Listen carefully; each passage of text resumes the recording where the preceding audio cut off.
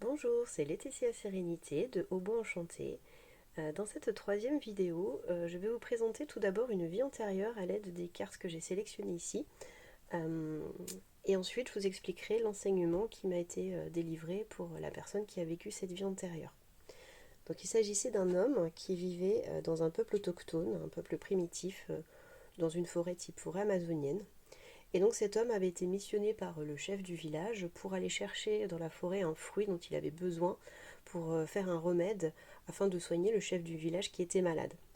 Donc cette personne est partie en forêt et elle a cherché longtemps, longtemps, très longtemps. Elle a eu un sentiment de culpabilité qui a été très fort parce qu'elle n'arrivait pas à trouver et elle ne pouvait pas en fait rentrer au village tant qu'elle n'avait pas trouvé ce fruit parce que pour elle c'était vraiment un déshonneur d'avoir failli à cette mission qui était vraiment très importante pour le village. Euh, et en fait cette mission lui a coûté la vie parce qu'elle n'a jamais trouvé le fruit et donc elle n'a jamais accepté de retourner au village. Ce type de vie en fait peut entraîner différentes sortes de désagréments sur la vie actuelle de la personne selon sa façon de réagir. Donc, soit on va reproduire le comportement, c'est-à-dire qu'on va commencer à se lancer dans des projets, mais même si on sent à un moment donné que il faudrait arrêter parce que finalement ce projet ne mène pas là où on aurait souhaité qu'il nous mène, et bien la personne elle va avoir vraiment des grosses difficultés à accepter d'y mettre fin et elle va avoir des très forts sentiments de culpabilité qui vont rester et elle va se sentir aussi déshonorée de ne pas avoir réussi à mener à bien le projet qu'elle s'était fixé. À l'opposé, elle ne va pas du tout se lancer dans des projets parce que comme elle n'a pas envie de revivre cette âme, ce qu'elle a vécu à travers cette première vie, tout projet qu'elle va avoir en tête, en fait, elle ne va pas les réaliser. Comme ça, elle n'est pas en échec et donc elle n'a pas besoin de s'arrêter en cours de route si besoin est. Troisième possibilité, elle va lancer des projets, mais dès la première petite embûche, elle va tout de suite stopper pour se dire non, cette fois je ne vais pas me mettre en danger comme j'ai déjà fait dans une vie précédente. Donc à la moindre embûche, je stoppe mon projet euh, comme la notion de survie en fait, pour pas se remettre en danger de nouveau.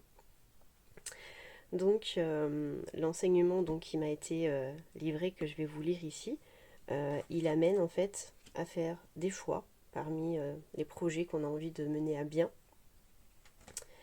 et à expérimenter. Donc voilà, vous allez mieux comprendre quand je vais vous lire l'extrait qui m'a été dicté. Donc accepter de renoncer. Dans cette vie-ci, elle doit vivre les aspirations de son cœur. Si elle veut se lancer dans un projet de cœur, elle le fait. Si son instinct, son intuition, lui souffle finalement de l'arrêter, elle doit l'écouter.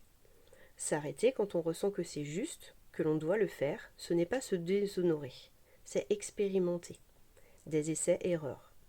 Toutes ces expériences sont bonnes à vivre, car même si elles n'aboutissent pas, elles nous enseignent quelque chose, nous aident à voir, à découvrir une petite partie de nous, à trier ce qui nous inspire vraiment et ce qui finalement ne nous inspire pas.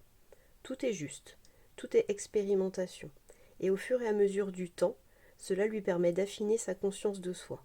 Elle va trouver dans les détails ce à quoi elle aspire vraiment, le chemin de son âme. Puis il y a une seconde petite partie qui m'a été délivrée plus tard sur la mission.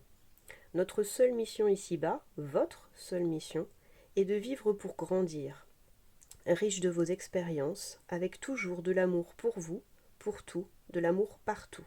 Suivre la voie du cœur.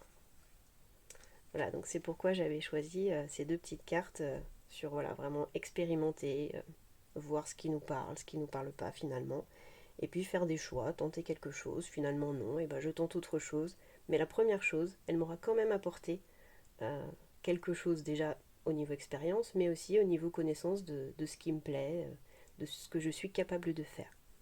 Donc voilà, donc là c'était vraiment apprendre à accepter de renoncer à un projet qui peut-être nous animait au départ, mais si on sent que ça tourne pas comme on souhaiterait et que finalement non, et bien stopper, c'est quelque chose que l'on peut faire sans avoir à se sentir coupable et sans avoir à se sentir, sentir qu'on déshonore une part de nous. Voilà, je vous souhaite une belle journée.